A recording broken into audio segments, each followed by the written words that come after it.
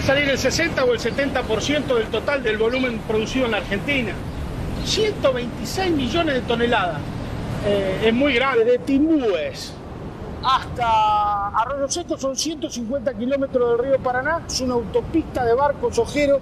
La autopista es la hidrovía del Paraná, por la que transitan más de 3.000 barcos extranjeros al año.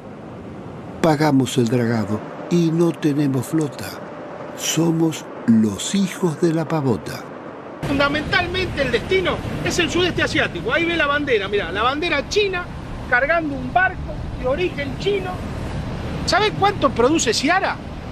22.000 millones de dólares. Es una fortuna incalculable que sale de acá. ¿Y quién controla esto? ¿Quién lo controla? Dios lo controla, Pino.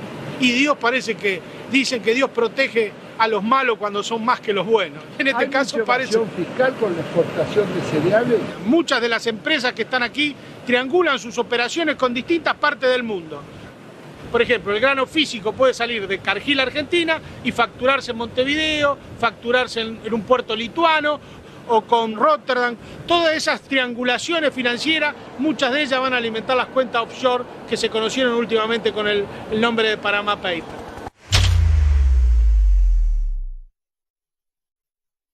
El problema de la hidrovía no es un hecho revolucionario.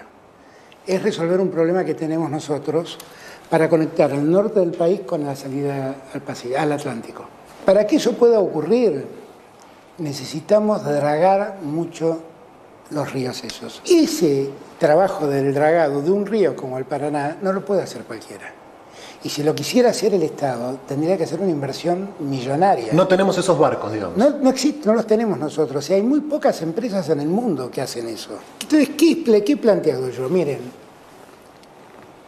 el río Paraná y el río Paraguay es un tema nodal para el desarrollo del norte. Que todas las provincias ribereñas de esos ríos participen en la licitación, en la adjudicación y en la administración de esos ríos. ¿Qué podemos cambiar de lo que es presente? Bueno, hoy en día, por ejemplo, lo que sería el peaje del uso de la hidrovía, lo cobra el concesionario y después le rinde cuentas al Estado. ¿El concesionario es una empresa argentina? Hoy es la belga. Ah, hoy es la belga, ok. Asociado a una empresa argentina. Ah, está. ¿Okay? Pero digo, lo que podríamos hacer es que cambiar esa regla, que el Estado cobre el peaje y después le pague la concesión. No que cobre la concesión y después se lo rinda al Estado. Impresionante el contraste entre las estupideces que se discuten habitualmente y cómo cuesta entender las cosas importantes. O por lo menos cuesta que se las discuta como se merecen. Fíjense hoy mismo. Todo el día estuvo la radio, los canales, estuvieron invadidos de la discusión sobre El Elegante. El Elegante es un muchacho que hace trap, que le está yendo muy bien en el exterior. Ayer aludió a él Cristina Fernández de Kirchner en su discurso y dijo que El Elegante había compuesto uno de sus primeros temas con una notebook del plan Conectar Igualdad y con un micrófono de 1.000 pesos, y que esto demostraba que, bueno, que la notebook servía para muchas otras cosas. Y es verdad que en su momento el gobierno de Mauricio Macri discontinuó el plan Conectar Igualdad, tanto que cuando bien asumió Nicolás Trota encontró un galpón donde había no sé cuántos miles de computadoras que no habían sido entregadas y que habían envejecido y que hubo que ponerlas a punto para poder distribuirlas. Todo eso es verdad. Pero todo quedó aislado en la discusión sobre el pobre Elegante, sobre si el Elegante en verdad había recibido la computadora de manos del Estado, o si se la había robado un amigo, si la había utilizado para estudiar o si no la había utilizado para estudiar, si esa es la música que parece una especie de cumbia villera ayornada que escucha Cristina, boludeces. Sin embargo, esta semana se conoció, claro, letra chica, palabra incomprensible, de qué carajo se habla, el decreto 427. ¿Qué dice el decreto 427 que firmó el presidente Alberto Fernández? Que se termina la concesión de la hidrovía, de eso que ustedes acaban de ver, de eso que ustedes acaban de escuchar. Y ahora se abre una incertidumbre por la cual los verdaderos actores que manejan la Argentina están desesperados para saber qué irá a pasar con la hidrovía.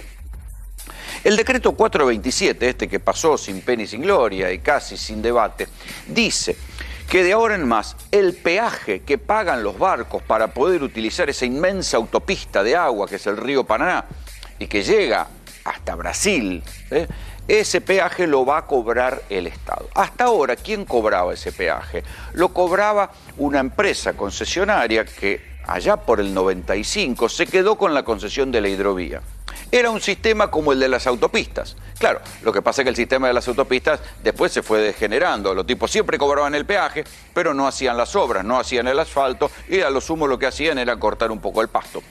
Con la hidrovía no se sabe lo que hacen porque abajo está el río y no se ve exactamente como cuán dragado está. Pero hay que decir que los buques entran y salen y más allá de alguna queja que a veces tienen, que dicen que está mal dragado o que se terminan encallando porque el canal no es todo lo profundo que se dice, la hidrovía funcionó y permitió que las exportaciones argentinas aumentaran muchísimo. Así se constituyó el inmenso puerto de Rosario, donde salen los aceites, la soja, la carne, buena parte de las exportaciones. Así se pudo hacer en Zárate una terminal de donde salen los autos que produce la Argentina y que van rumbo a diferentes países, en especial a los del Mercosur, sobre todo a Brasil. La hidrovía funciona, pero hay otros que dicen, sí, está bien, funciona para los que ganan, pero deja afuera principalmente a los entes de control del Estado. Entonces, a través de la hidrovía sale todo subfacturado. Hay puertos privados, hay cargas privadas, los controles de la aduana son endebles, la prefectura ni se mete y las cosas salen y el Estado no logra facturar. Eso sin entrar en el tema del narcotráfico, porque muchos sospechan que es en Argentina y hay varios cargamentos que así aparecieron, es por la hidrovía que salen los grandes cargamentos de cocaína que se producen en Perú y en Bolivia, salen vía la hidrovía rumbo a Europa, porque la que va a Estados Unidos sale vía el Pacífico. De todas estas pavadas es de lo que trata el decreto 427. ¿Saben cuánto cobra cada uno de los peajes de los barcos? ¿Cuánto paga? $50.000 solo a la ida. Cuando sale, tiene que pagar otros $50.000. Y las fotos que hay de la hidrovía muestran un barco atrás del otro, un barco atrás del otro, y barcos gigantes. O sea, es una facturación inmensa la que se llevaba el concesionario. ¿Quién era el concesionario? El concesionario de la hidrovía era producto del Pacto de Olivos, aunque no lo parezca. Una empresa belga llamada Jan de Nul es la que se encargaba de hacer el dragado, que los canales por donde circulan los barcos tengan la profundidad suficiente para que pasen semejantes monstruos por ahí por el medio del Paraná y puedan seguir aguas arriba. La otra empresa, la que hace las balizas en los canales, era una empresa argentina que se llama Emepa de los Romero. Pero estos Romero eran gente cercana a Raúl Alfonsín y por eso les digo que viene del Pacto de Olivos. La hidrovía se concesionó en el año 95 y ahí dicen que como parte del Pacto de Olivos entre Menem y Alfonsín, Alfonsín logró colar, Alfonsín Raúl, no Ricardo, logró colar a los Romero, que eran unos empresarios de Chascomús, que eran amigos de él, y entonces estos Romeros se hicieron multimillonarios con el balizamiento de la hidrovía, hasta que ahora cayeron en desgracia.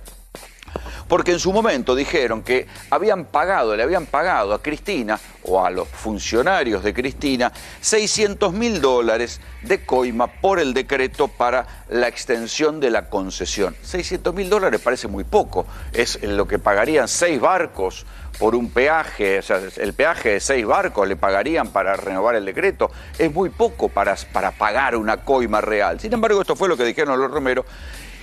Y por esto también se la imputó a Cristina en la causa de los cuadernos, con lo cual los Romeros no son muy bien mirados por el gobierno. ¿Qué es lo que va a pasar ahora? El Estado de ahora en más va a empezar, durante 12 meses, la Administración General de Puertos va a empezar a cobrar el peaje de los barcos. ¿Quién dragará el río Paraná? Se supone que va a seguir la misma empresa, Jan de Nul. ¿Quién va a poner las balizas? Están pensando que sea el sindicato de dragado y balizamiento, el de Juan Carlos Smith. Pero lo que no está claro es qué va a pasar después. Dentro de 12 meses va a haber una licitación, o debería haber habido una licitación.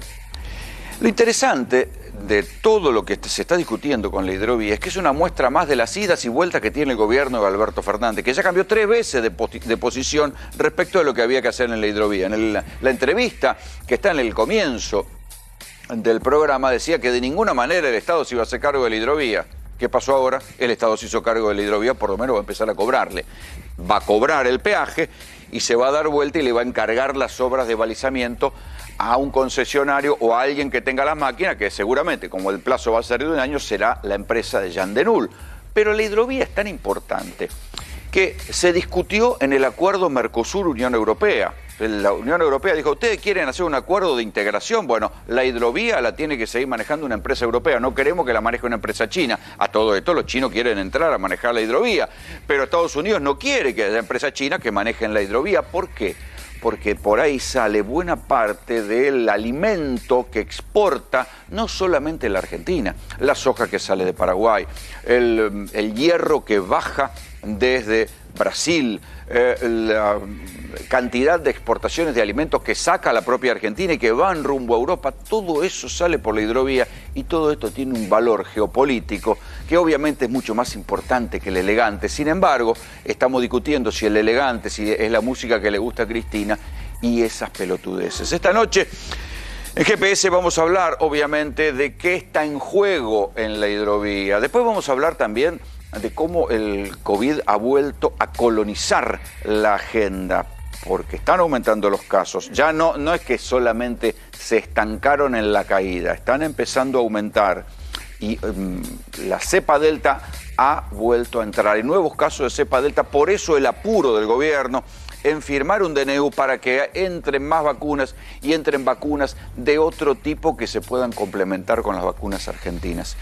Y además tenemos mucha información jurídica. Atención, porque en minutos nomás les vamos a contar.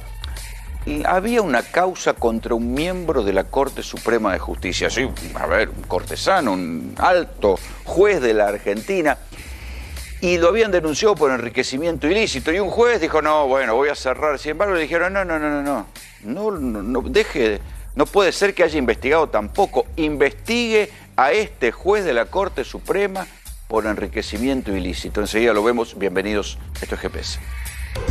La información es urgente y recién les había adelantado, ojo con uno de los miembros de la Corte Suprema a quien le acaban de decir a un juez, no cierre la causa, siga investigándolo por enriquecimiento ilícito. Lástima que no está Néstor Espósito, pero está en pantalla, está aislado nuestro compañero, pero él sabe quién es ese muchacho, este cortesano. Néstor, buenas noches, ¿cómo te va? ¿Qué tal, Rolando? Buenas noches. Estamos hablando del juez de la Corte, Horacio Rosati. Se dio una circunstancia muy extraña. A principios de junio llegó a la Justicia Federal de Santa Fe un sobre anónimo vía correo argentino con una denuncia que tenía que ver con hechos que ocurrieron en la provincia cuando Rosati fue intendente en Santa Fe. Terminó su gestión en 1999. Después de él, una gestión después, apareció otro intendente, Martín Balbarrey. Hubo allí una denuncia original sobre unos contratos de la recolección de basura, algo bastante típico en las gestiones de los intendentes, pero esa causa estuvo dormida durante todo este tiempo hasta que apareció esta denuncia anónima. Pero eso no debería haber prescripto ya. Bien, es uno de los argumentos por los cuales en este momento hay un escándalo en la Justicia Federal de Santa Fe. Pero un escándalo enorme a punto tal que se están tirando con munición gruesa el juez, que es Reinaldo Rodríguez, y el fiscal de la causa, que se llama Gustavo Oner. Gustavo Oner recibió la denuncia, empezó a caminar con la denuncia y sostuvo esto que vos decías, estos hechos están prescriptos. El ministro Rosati ya no ocupa el cargo en la provincia de Santa Fe, por el paso del tiempo esto está cerrado, y le propuso al juez que cerrara la causa. El juez Rodríguez le dijo que eso era no solo prematuro, sino que además el fiscal debía hacer una investigación seria, y le anuló el pedido de sobreseimiento del juez Rosati. O sea que el juez está pidiendo que lo vuelvan a investigar. Exactamente. El fiscal, que es el titular de la acción pública, Si no empuja el fiscal, si el fiscal no acusa, no puede haber causa. Claro. El fiscal dijo, aquí no hay delito. ¿Y entonces? Y el juez le anuló el dictamen y le dijo, escúchame, investigá de nuevo, porque acá, por la gravedad institucional de la persona, puede haber un delito. Se están tirando con munición pesada de uno y otro lado. Los delitos que según el juez hay que investigar van desde negociaciones incompatibles con la función pública hasta enriquecimiento ilícito, pasando Pero, y en además por concreto, evasión tributaria. Olvidémonos de la evasión, de la prescripción. ¿Qué es lo que había hecho Rosati? Le reprochan básicamente el contrato por el tema de recolección de la basura del año 1999, que fue cuando terminó su gestión. Ese mismo contrato luego se repitió con una gestión intermedia en Santa Fe, con otro intendente que estuvo 2 periodos, que es este Valvarreyre que te estoy diciendo. Esos hechos, según lo que dice el fiscal, terminaron en el año 2007. Pero como hay una tendencia en la Cámara de Casación... O sea, y ese contrato es el que está denunciado por fraudulento. Exactamente, pero te completo por qué la causa podría no estar prescripta. La Cámara de Casación ha dicho en un fallo relativamente reciente que los delitos de corrupción en contra de la administración pública son delitos equiparables a los de lesa humanidad. En consecuencia, no prescriben. Que el delito de corrupción contra la administración pública tiene una gravedad tal que podría no prescribir. Bueno, este es uno de los argumentos. El expediente hoy está en la Cámara Federal a revisión, a ver qué hacen con esto. No hay antecedentes de un fiscal que, sin haber querella, en este caso no solo no hay querella, sino que tampoco hay denunciante. La denuncia es una presentación anónima. ¿Y quién es el padrino político de Rosati? A ver, Rosati llegó a la Corte Suprema apadrinado o con el visto bueno de Elisa Carrió. Llegó en esa conjunción a partir de su buena relación con el sector político, pero Rosati es un hombre que proviene del peronismo. Sí, claro. Claro, básicamente es un hombre que fue ministro de Néstor Kirchner, que fue procurador del Tesoro con Néstor Kirchner y que finalmente apareció en la Corte junto con Carlos Rosenkrantz. Con el DNU, ¿te acordás? Exactamente, el episodio escandaloso del DNU. Sí, después entró como correspondía, pero primero iba a entrar por la ventana. Pero espera un cachito que Juan Pablo quiere contar algo sobre esto.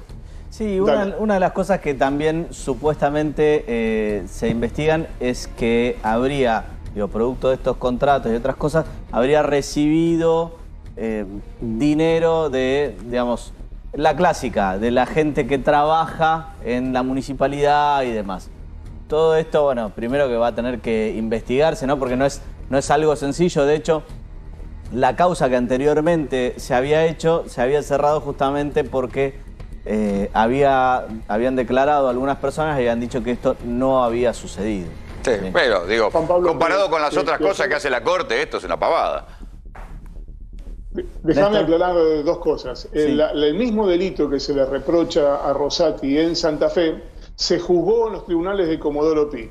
Y 2 fiscales, al igual que el fiscal de Santa Fe, los fiscales fueron Paloma Ochoa y Gerardo Policita, recomendaron el archivo de la causa por inexistencia de delito. Y esa causa se acaba de cerrar, estaba en el juzgado de Claudio Bonadío, y se cerró durante la subrogancia del juez Sebastián Casanelo. Es decir, lo que se está investigando en Santa Fe ya se investigó acá en Capital y Rosati fue sobreseído. Bueno, con lo cual le podrían aplicar el non bis in idem. Tal cual, tal cual. ¿Qué es lo que cuentan detrás de todo esto? Lo definieron como la gente que conoce la interna del Poder Judicial de Santa Fe, lo define como una pelea de pago chico.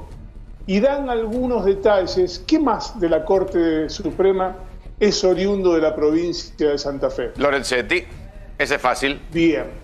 ¿Quién fue el hombre que desde adentro de la Corte le quitó 11 años de presidencia a Ricardo Lorenzetti? Ah, claro, porque votó por Rosenkrantz.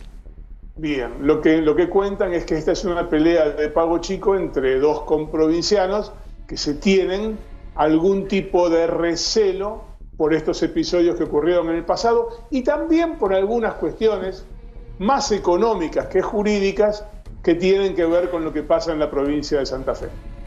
Néstor, ahora quédate por ahí porque yo sé que tenés otra información urgente.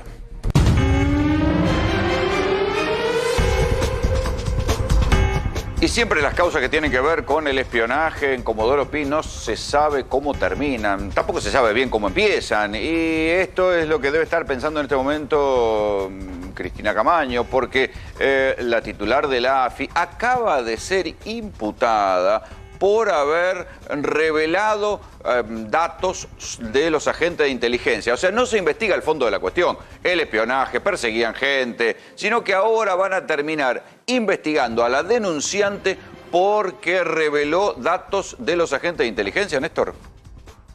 Esta es típica de Rambito y Rambón. Escuchá lo que ocurrió porque es insólito. En la causa por espionaje ilegal, esa que tenía el juez Federico Villena, que luego la tuvo el juez Juan Pablo Auge, en un momento determinado los fiscales Cecilia Incardona y Santiago Illeravide le piden a la AFI las actas que coinciden con lo que se manejaba en la AFI, una documentación en una línea de tiempo con las operaciones de inteligencia ilegal que estaban investigando.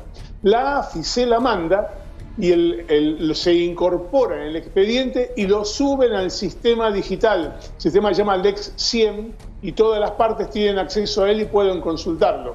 De ahí a que se filtrara la lista. Sí, claro, faltaban 10 minutos. Nada, claro, se filtró enseguida y ahí aparecían los nombres verdaderos, las identidades falsas, los DNI de cada uno, las misiones que tenían. Esto puede haber sido una torpeza de Camaño, una mujer, digamos, que proviene del mundo legal, ha sido fiscal. No está claro si es una torpeza de Camaño, si es una torpeza de los fiscales o si fue una trampa de alguien para pudrir la causa, que es la tercera alternativa y la que todos suponen, porque hay un planteo de nulidad de la causa, justamente porque se reveló información que estaba protegida por la ley de inteligencia. Agarraron todo esto, plantearon la nulidad y la denunciaron penalmente a Cristina Camaño. Cristina Camaño va a declarar ante la jueza María Servini el próximo 16 de julio. La jueza María Servini ayer pasó, bueno, no sé si lo sabe ella todavía, pero pasó un mal momento en el juicio oral público por el que se conoce como el Madoff argentino, Enrique Blasquez Señorial. Sí, Blasquez, sí, claro. El que trajo a Roger Federer a Argentina. Sí, que trajo al maratonista que corría por el Metrobús, ¿te acordás? Exactamente. Bueno, ayer, en el marco de ese juicio oral y público, hubo un imputado que dijo que en el juzgado de Servini de Cubría le habían propuesto convertirse en arrepentido y que también le habían hecho alguna otra sugerencia de tipo monetaria para arreglarle su situación en la causa en la que está. Está bien, pero eso, denuncia de esa debe estar llena en los juzgados. ¿Hay alguna prueba, hay algún video, hay algo?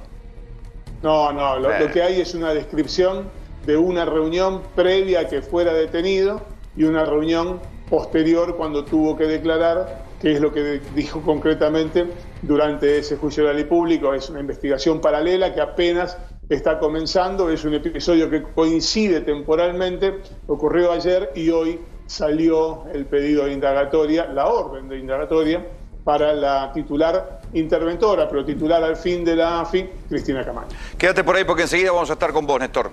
Ahora vamos a otra información urgente. Atención con esta historia exclusiva de GPS, otra herencia de los tiempos de Macri. ¿Se acuerdan que el macrismo en general, pero sobre todo el macrismo en la provincia de Buenos Aires, desencadenó una batalla política y penal contra las ferias de la Salada? ¿Sí? Y de hecho terminaron presos el titular de la feria Urcupiña, Quique Antequera, Castillo, el titular de Punta Mogote, terminaron todos presos, los sobrinos, la familia, por delitos que tenían que ver con los puestos en la calle, delitos que tenían que ver más bien con manteros. Les intentaron iniciar unas causas que tenían que ver con aprietes y con apremios ilegales a mecheras, que en función de un video, esos videos después fueron perdiendo consistencia. María Eugenia Vidal denunció a Antequera en público, incluso en un programa de este canal, diciendo que tenía que ver con el narcotráfico. Bueno, todo eso fue cayendo. Antequera finalmente está discutiendo una condición de arrepentido porque lo dejaron preso y lo dejaron preso y lo dejaron preso, pero ahora se empieza a saber en verdad qué había detrás de la cuestión y del ataque a la Salada. ¿Cómo se sabe? Porque poco antes trascendió un contrato que firmó el Mercado Central poco antes de que se fuera Macri. ¿Sí? Un contrato de concesión del Mercado Central que curiosamente lo refrendan las autoridades locales. Al frente del Mercado Central está Nahuel Levalle, un hombre puesto por Máximo Kirchner, que viene de la UTT, de la Unión de Trabajadores de la Tierra, y firmaron un contrato que ya originó la protesta de las asociaciones de vecinos de La Matanza, porque el contrato es este, y dice que se acuerda hacer una inmensa superficie, ahora les voy a mostrar un poquito el video, para un centro comercial de venta al por mayor y menor directo de fábrica, en el que se comercializará indumentaria, zapatería, marroquinería, juguetería, alimentos, electrodomésticos y todos aquellos rubros que se encuentran habitualmente en los centros de venta de productos de consumo masivo. O sea, algo muy parecido a La Salada. La Salada está Riachuelo de por medio, ahí está ahí nomás, cerca del Mercado Central, una parte linda con el Mercado Central. Dice también que va a haber entretenimiento para niños, paseo de compra. El canon de esto es irrisorio, digamos. El Mercado Central le va a arrancar cobrando nada más que 500.000 pesos por mes a esta gente, que ellos se hacen cargo de la construcción, solo por el lote. Esto fue firmado en el final de la salida del gobierno de Mauricio Macri, fue refrendado por las autoridades locales y ahora ahí tienen el video de lo que se está construyendo. Las asociaciones de vecinos, atención, porque ahí es donde viene el quilombo. El Mercado Central está en lo que se conoce tierras de Acumar, o sea, de la autoridad de Cuenca, Matanza, Riachuelo, que están, la jurisdicción de eso está a cargo de un juez federal, que es el juez federal de Modrón, Jorge Rodríguez. Entonces, los vecinos dijeron, ojo que están construyendo semejante monstruo al lado de un gasoducto. Dice, por algo no se había construido ahí. Es lo que se considera tierras aledañas. Bueno, están construyendo una mega feria al lado y sobre un gasoducto. Por lo que se ve, a ver, tenemos otro video donde se ve el gasoducto. A ver si lo podemos ver. Ahí está. Ahí está eso que ven en amarillo. Eso es el gasoducto. ¿Sí? Y hay otro video que tenemos también por ahí donde se ve el gasoducto desde el costado.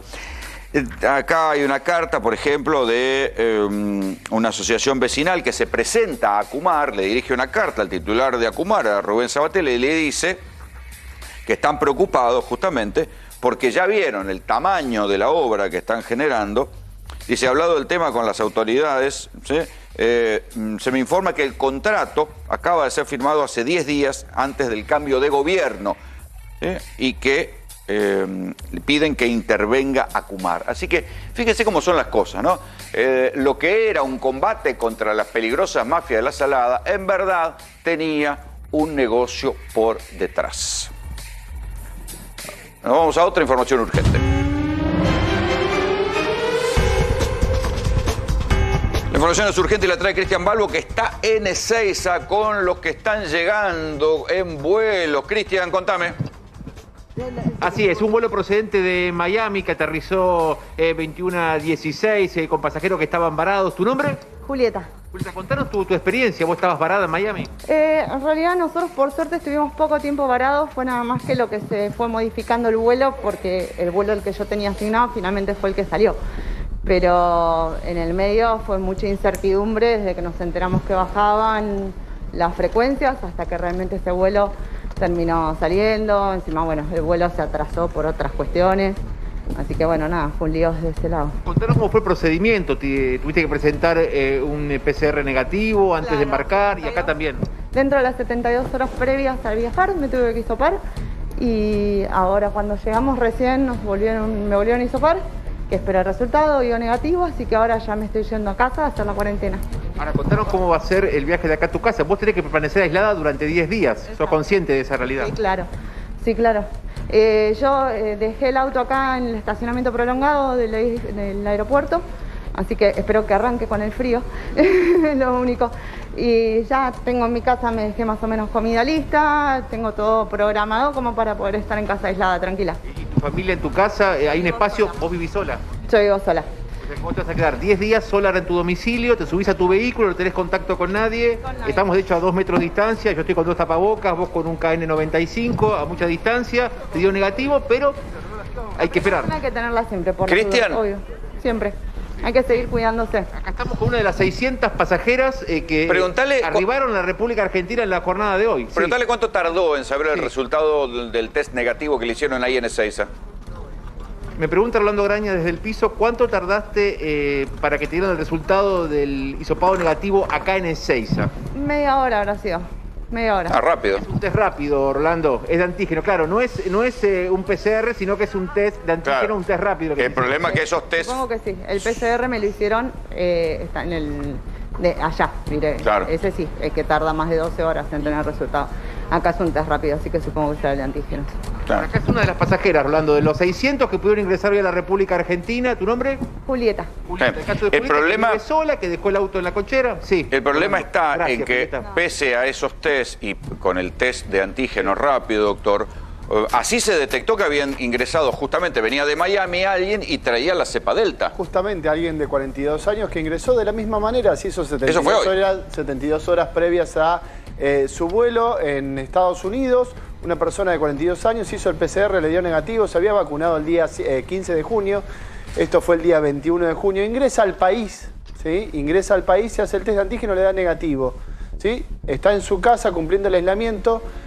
Se hace el PCR de control, le da positivo el día 23, el 23 de junio, y termina aislándose. Pero ¿qué pasa? En el medio contagia un familiar que está internado con una neumonía. O sea que hay un contagiado de variable Delta ya internado. Ya hay un contagiado de la variante Delta internado y obviamente tenemos que rogar que esta persona haya cumplido con la cuarentena. Que no haya contagiado a nadie. Espera que nos está llamando Cristian.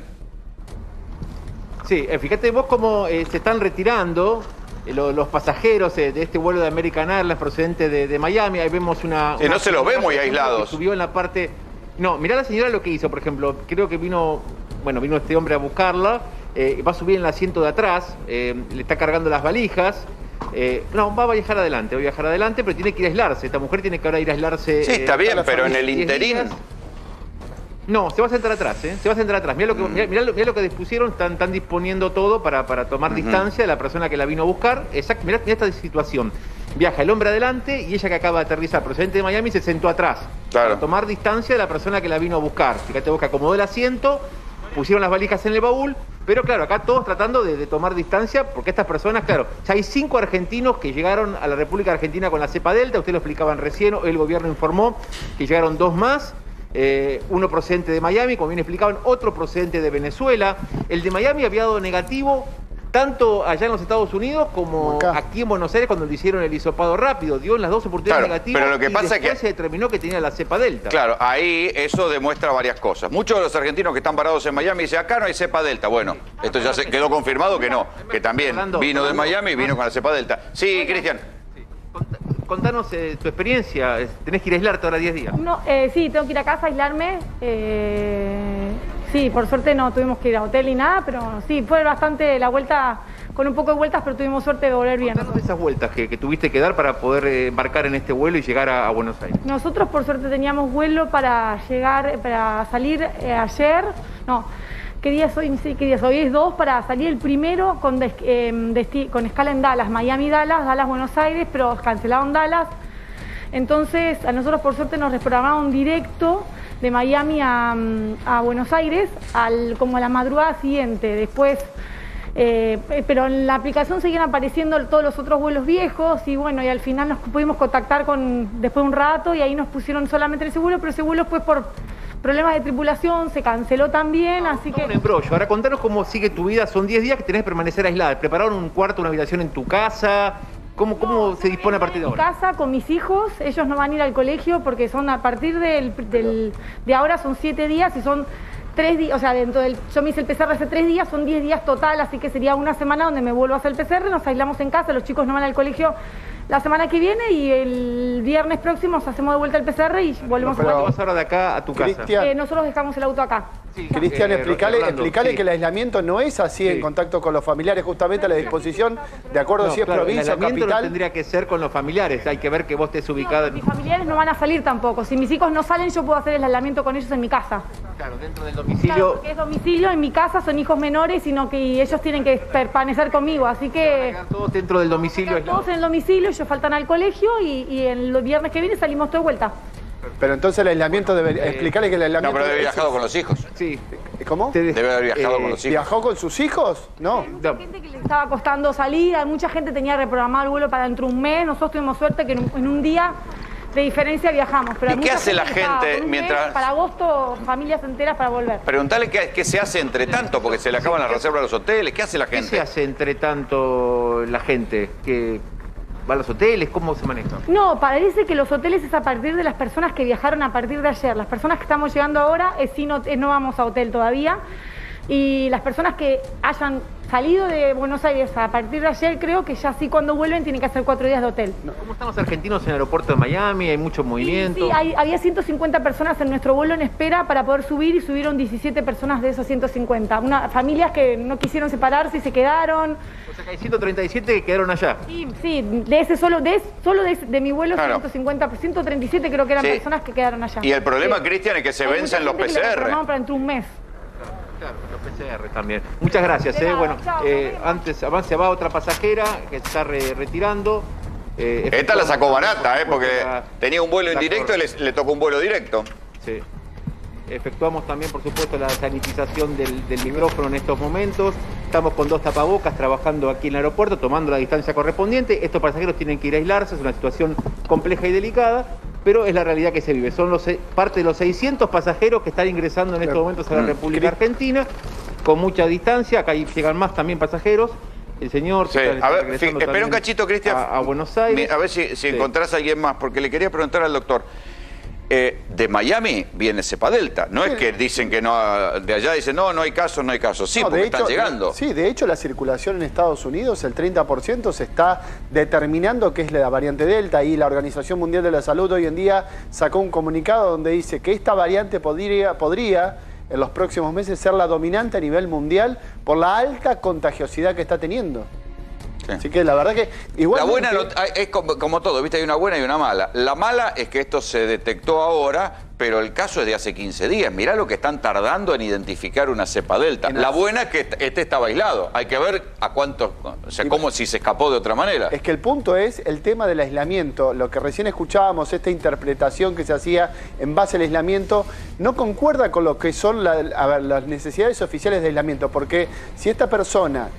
supongamos persona X está contagiada, va a contagiar a la familia recién se tiene que hisopar toda para poder salir, porque recién a los 5 o 7 días del contagio, que pueden ser 14 días desde que llegó, puede empezar con los síntomas y durante esa semana contagia. Pero es todo tan irregular que es imposible pensar que van a poder evitar que entre la cepa delta. ¿Sí? Quien más, quien menos, todo queda al libre albedrío de cada uno. Es que lamentablemente la cepa delta va a haber circulación. De hecho, creemos que ya hay circulación en el país. ¿Puede decir que están aumentando los casos? Sí, totalmente. Totalmente. A ver, se está viendo, empezaron a retomar de vuelta lo que eran las consultas de la Guardia. Hoy hice una recorrida por todo lo que es Capital Federal, el conurbano, clínicas privadas, hospitales públicos, y empezás a ver de vuelta gente en la Guardia. Esto es preocupante, sobre todo para el sistema de salud, que estaba logrando cierto alivio con lo que es la ocupación de camas de terapia intensiva. Pero está habiendo otra vez presión en los testeos. Exactamente, empezaron a aumentar la cantidad de personas que están consultando con síntomas. Ahora sí, vamos a volver al tema de la hidrovía.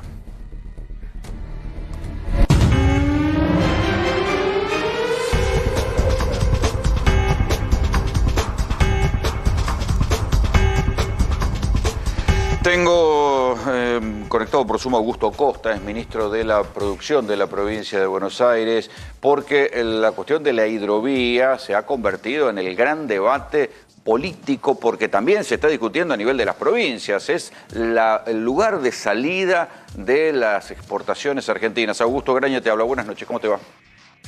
Rolando, buenas noches, ¿cómo estás? Bien, ¿cuál es tu mirada sobre la hidrovía? ¿De qué lado estás de todas las discusiones?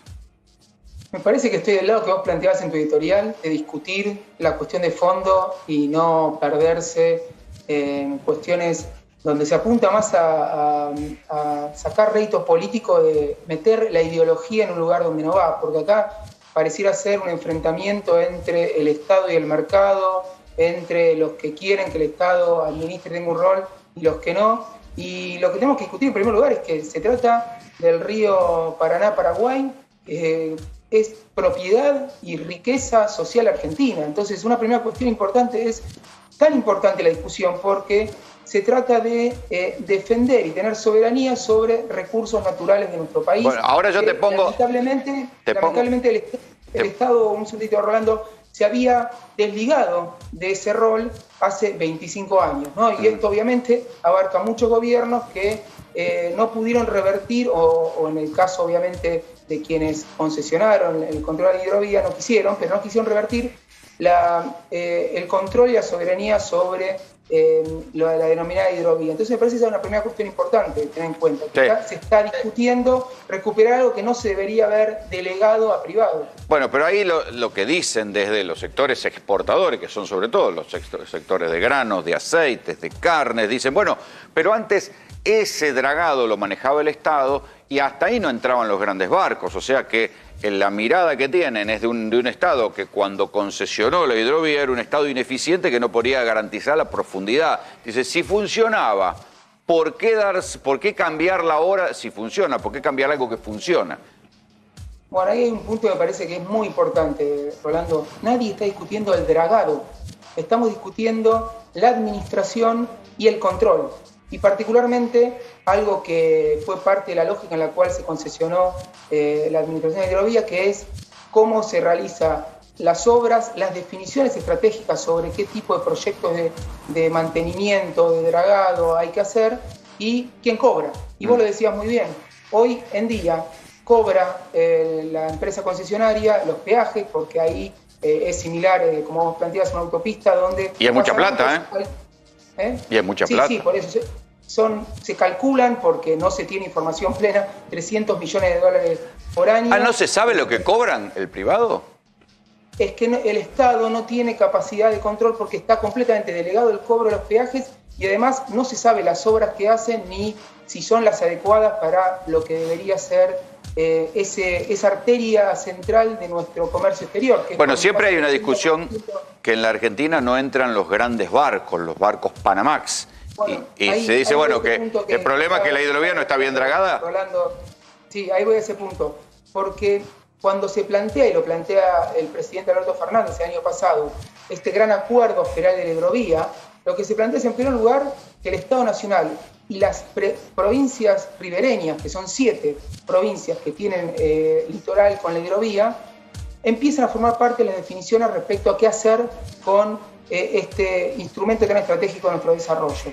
Y ahí lo que se discute es definir el control, la administración y el cobro de los peajes, es decir, que el Estado recupere el cobro de los peajes. Ahora, en ningún momento se dijo, y ni siquiera lo planteó el presidente Alberto Fernández, como muchos están diciendo, que el Estado iba a hacer el dragado, iba a hacer el mantenimiento o la señalización, sino que iba a definir, a partir de definiciones estratégicas participativas, con un rol central del Estado Nacional, las provincias y también organizaciones de la sociedad civil, de los sectores interesados, bueno, qué hacer respecto a la hidrovía. Entonces, hoy lo que hizo el gobierno con este último decreto que sacó fue darle las competencias a la Administración Federal de Puertos para licitar o para concesionar los servicios durante 12 meses a la espera de hacer una licitación, un nuevo esquema de funcionamiento de la hidrovía que lleva tiempo, porque hay que preparar los pliegos, hay que preparar todo esto. Entonces,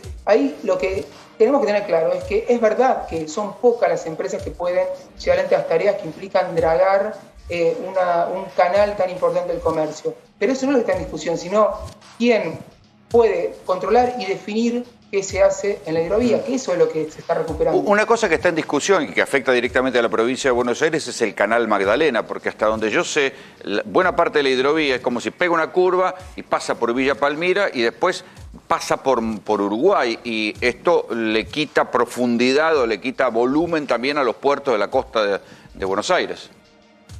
Esa es otra cuestión muy importante que está muy vinculada, Rolando, que hoy el canal de salida de la hidrovía al mar, al Atlántico, es el canal Punta Indio, que es un canal que desemboca en Montevideo y que por muchas cuestiones técnicas hacen que los barcos tengan más demora para ingresar a la hidrovía, que el dragado sea más caro, y hay un canal alternativo que es el canal Magdalena, que requiere de una construcción, es decir, que se drague, se señalice, y que es un proyecto que hace mucho tiempo se está discutiendo y considerando para beneficiar lo que vos decís. En primer lugar, la salida al mar de nuestra producción. En segundo lugar, abaratar la logística y los tiempos de navegación. Y en tercer lugar, conectar mejor los puertos del litoral de la hidrovía con los puertos del sur del país y particularmente con los puertos de la provincia de Buenos Aires. Y un factor adicional, que se pueda generar más trabajo en Argentina porque todos los servicios que se les prestan a los buques cuando esperan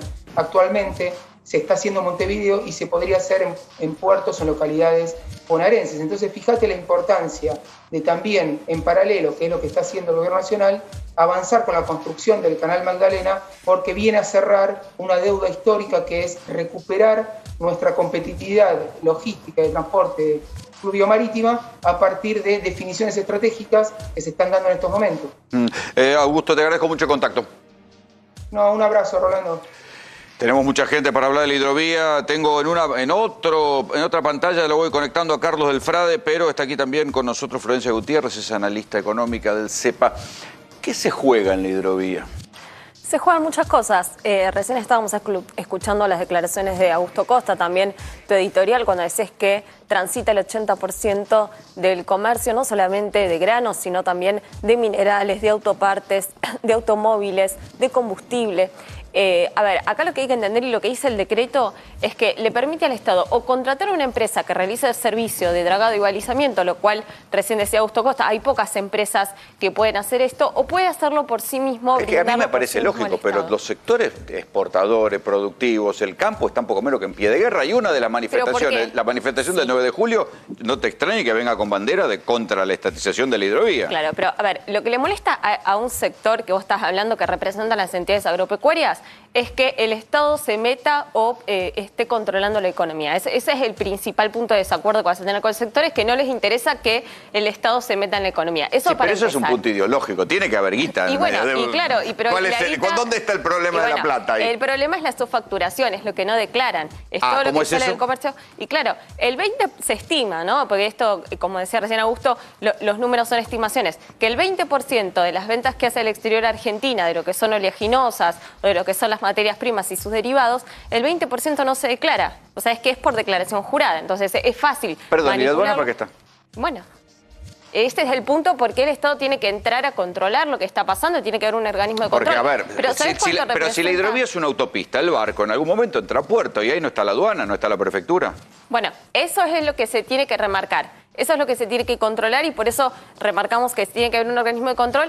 ¿Sabés que esto representa más o menos 21.000 millones de dólares anuales? El 4% del PBI en su facturación que no se declara. Espera que le quiero preguntar a Carlos del Frade, que está en Santa Fe, diputado provincial. Carlos, querido, ¿cómo te va? Hola, Rolando, un gustazo. Bueno, a ver, ¿se subfactura en la hidrovía?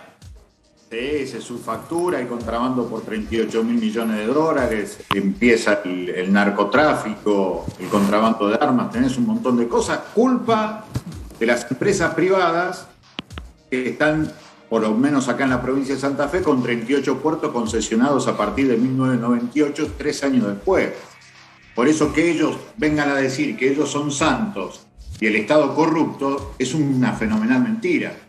Pero te doy un dato, Rolando. ¿Cómo funciona eso? Porque para mí un puerto es algo opaco. Uno no entras al puerto. Entras a un puerto, ves el barco y no entendés nada de lo que pasa. ¿Qué es lo que pasa en esos puertos privados? Ahí no entra. La Administración Federal de Ingresos Públicos mira para otro lado. La prefectura mira para otro lado.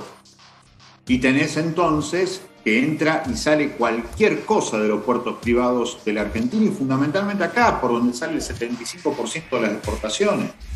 Por eso es fundamental reparar que el decreto en realidad habla del control hidrológico, es decir, la altura que va a tener el río Paraná y nada más.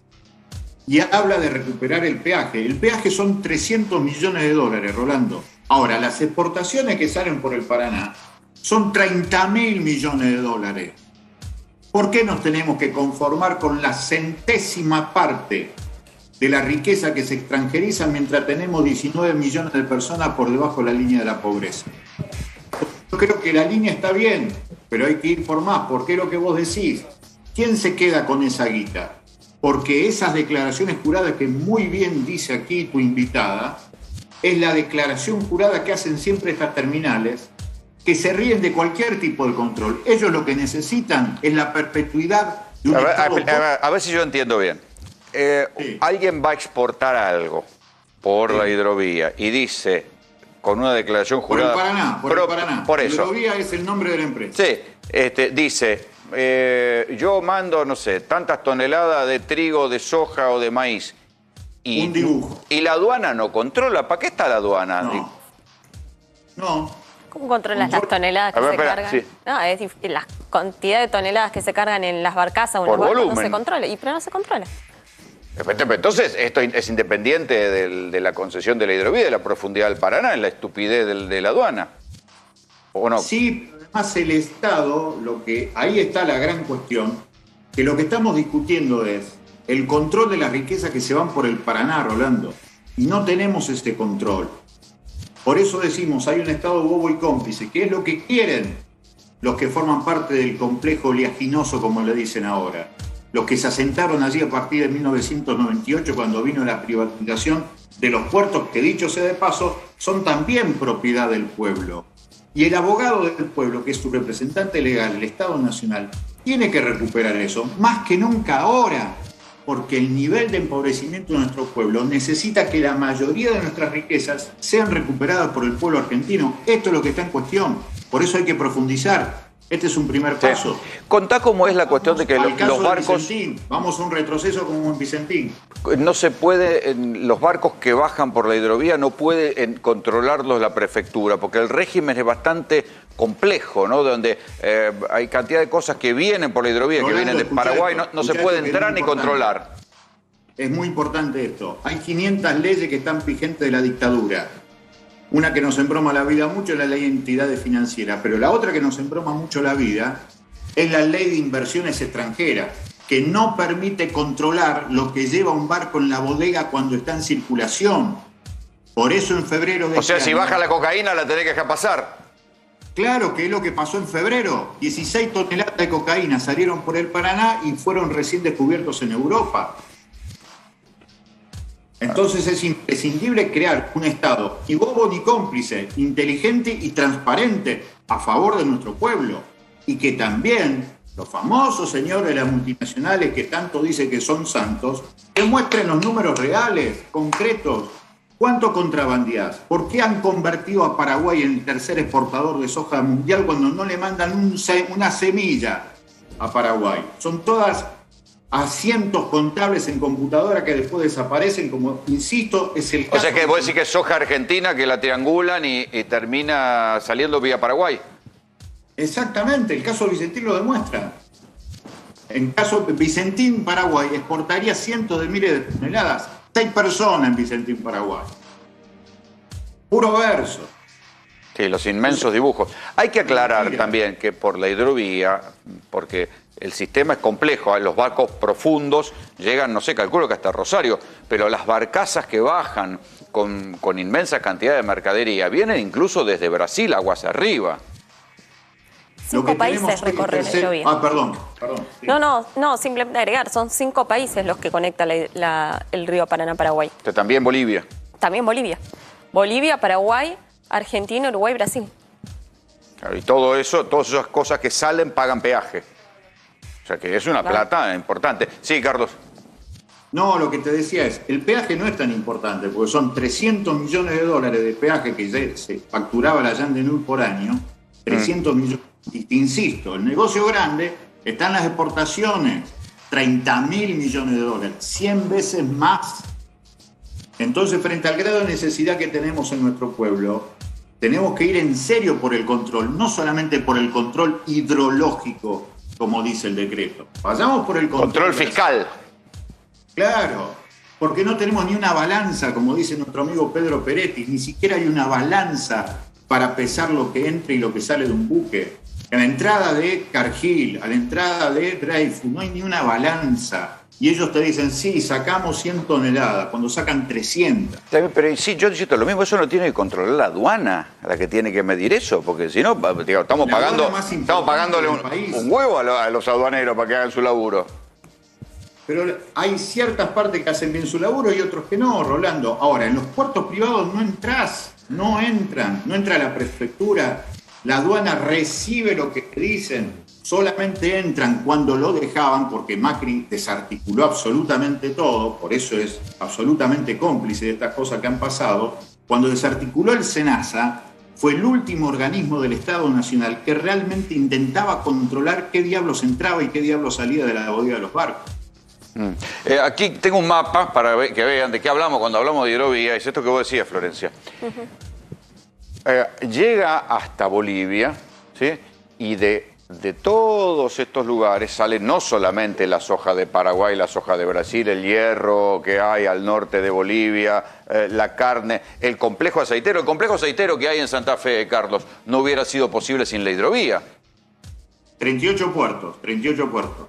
Pero eso tenía que ver también con lo que la Yandenun se encontró. La Yandenun se encuentra en 1995 con 6 dragas que fueron construidas por la Dirección Nacional de Construcciones Portuarias y Vías Navegables, que era del Estado. Agarra esas 6 dragas y las incorpora como patrimonio propio. Es decir, esto también indica que esto podría ser una excelente plataforma para desarrollar la industria ferronaval que tanto necesitamos para generar puestos de trabajo hoy en la Argentina. Por eso digo, hay que profundizar esto. Vayamos por esta línea. No le tengamos miedo a lo que dicen que el Estado es un Estado mafioso, cuando en realidad los mafiosos son los privados. Sí, y yo te agregaría que desde los años 90 y desde que existe la hidrovía, también empezaron a aumentar las denuncias de grandes cargamentos de cocaína que salen de los puertos de por acá y aparecen en Europa.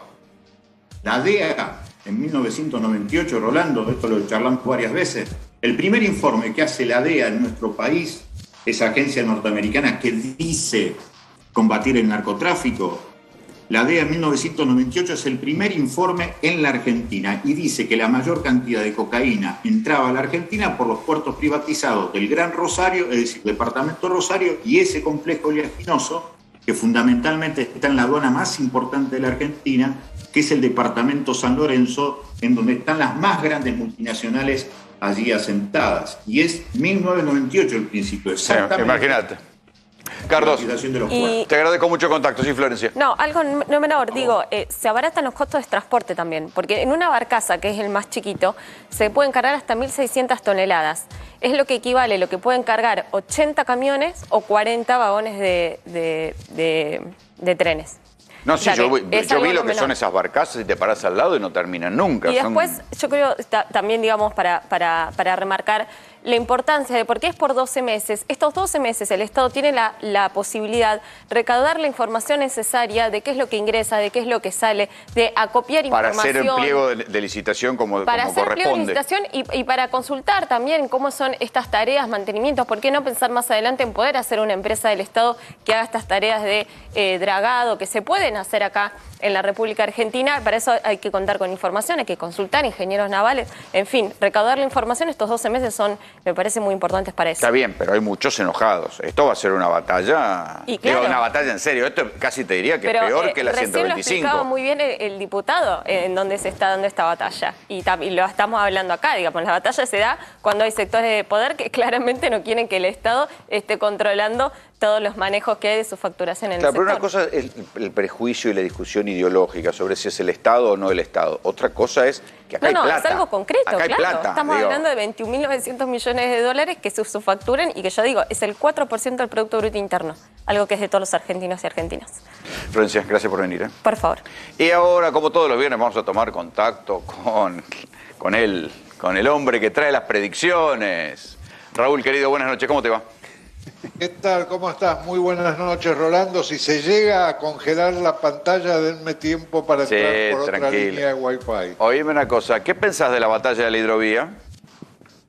No, tengo poco conocimiento del tema, digamos, pero es un tema para debatirlo. Lo que no se puede hacer es resolver sin debate. Hay que debatirlo el tema.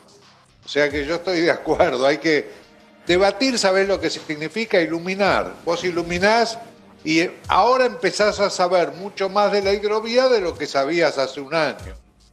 Sí, porque además a lo largo de todos estos años fue algo intocable, porque le renovaban la concesión automáticamente. Vos fijate que empezó a tocarse el tema con el tema Vicentín. Sí.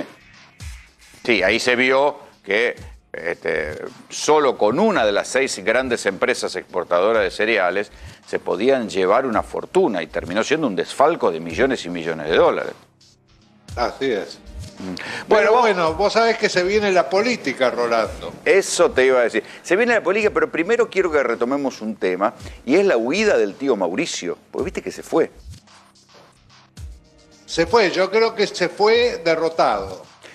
Sí, vos decís que para evitar una derrota en las urnas con los candidatos de Larreta, prefirió irse ahí a presentar su libro por ahí, por el mundo. Tomá las 2 frases que dijo. Una es: yo no peleo por lugar en las listas. Bueno, la política se trata de la pelea por el lugar en las listas. Claro, pero estaban sus candidatos. Después la otra dice: yo no entro en discusiones. ¿Cómo haces política sin discutir? Claro, un líder mesiánico. Así es, con esas 2 frases se retira. Entonces, ¿qué queda?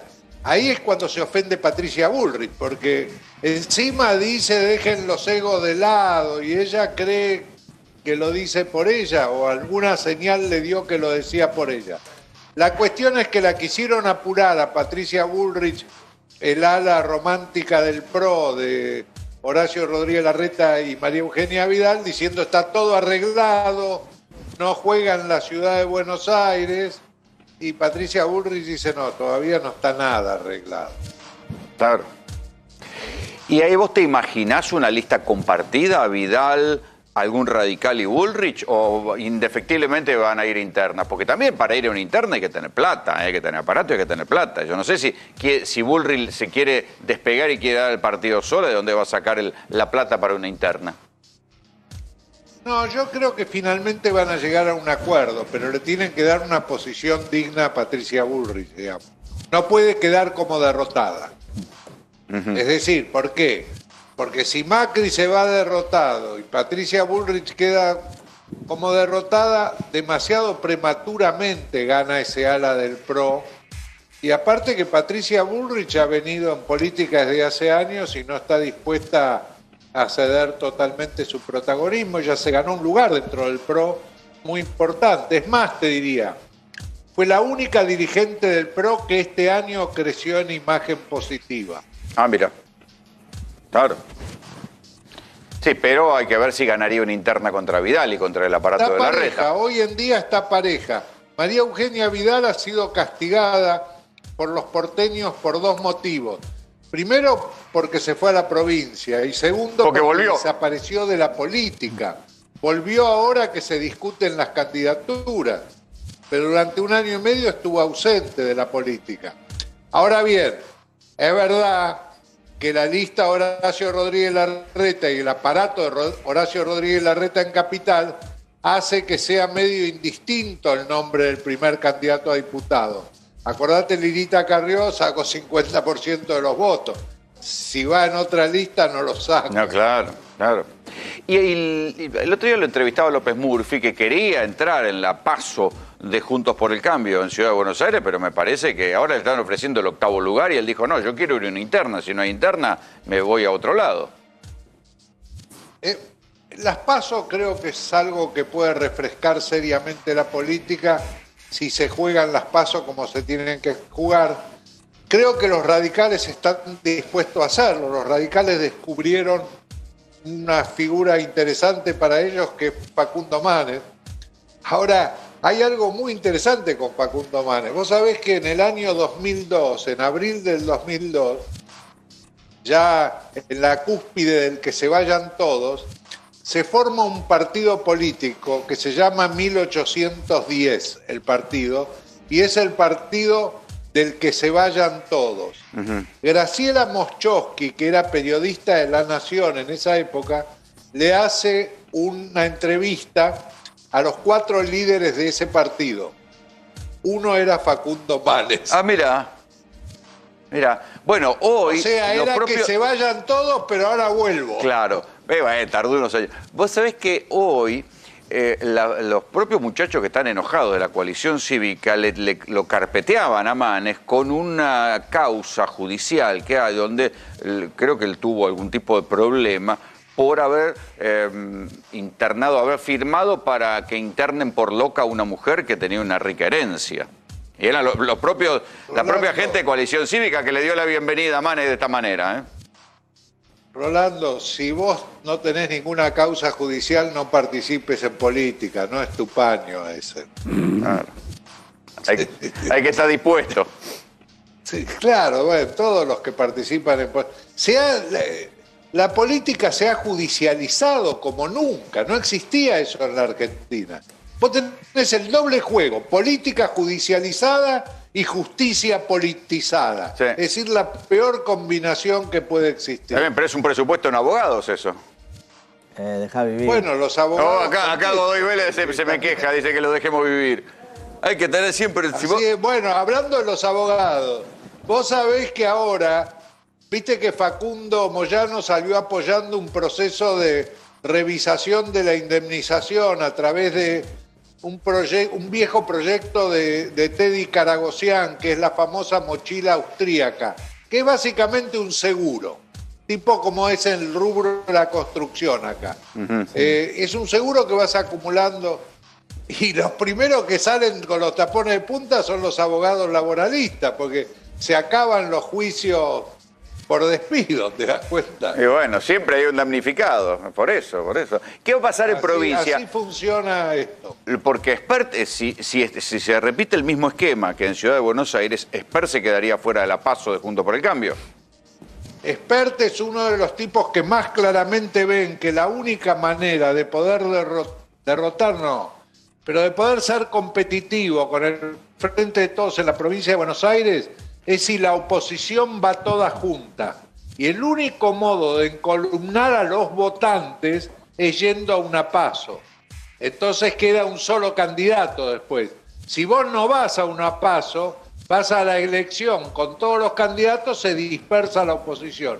Eso Espert lo tiene claro. Espert tiene otra cosa a favor, que es los jóvenes. Espert tiene 8 o 9% de intención de voto, pero en el rango etario de 16 a 29 años tiene 17,5, o sea, el doble de intención de voto. Ojo, porque la juventud está saliendo muy antisistema. Sí, claro. Pero, a ver, ¿vos te imaginás una PASO donde vaya el aparato de Larreta con Santilli? Jorge Macri, si se le fue el tío Mauricio, va a tener que entrar ahí en esa lista. Manes va a competir y Espert también. O sea, sería Santilli, Manes y Espert en la PASO de Juntos por el Cambio de provincia. Sí, bueno, eso obliga a que, finalmente queda una sola lista, hay una cierta proporcionalidad en la distribución de los cargos, pero después todos los que votaron a cada uno de ellos van a votar esa lista. Si van separados, dispersan el voto. Pero Espert tiene una idea clara y creo que es buena. No sé si será aceptada, no sé qué va a hacer Jorge Macri, si va a participar o no va a participar. Hasta ahora el único que, digamos, ha demostrado intención de jugar ahí es Diego Santilli. Ahora vos fijate una cosa, hasta ahora hemos hablado de candidaturas y solo hablamos de candidaturas en la oposición. ¿Viste que no se habla de candidatura en el oficialismo? ¿Vos decís que va a haber un dedazo? Bueno, en la provincia de Buenos Aires es muy posible que sí. Digamos, van a tener distinto peso los distintos actores en diferentes lugares. En la provincia de Buenos Aires, yo creo que el peso de Cristina va a ser muy fuerte. En el resto del país, los gobernadores, localmente cada gobernador elige. Vos no le vas a ir a decir a Gildo Infran qué candidato a diputado nacional querés vos desde Buenos Aires.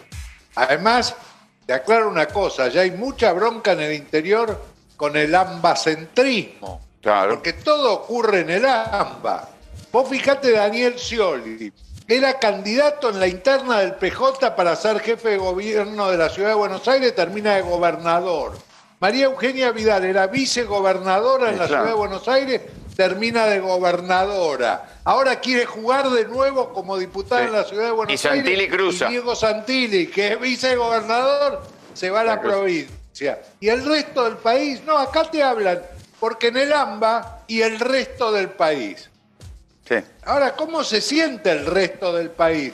Nosotros solo hablamos de política en el AMBA. Sí, porque está la gente también, ¿no? Porque ahí se elige la mayoría de los diputados.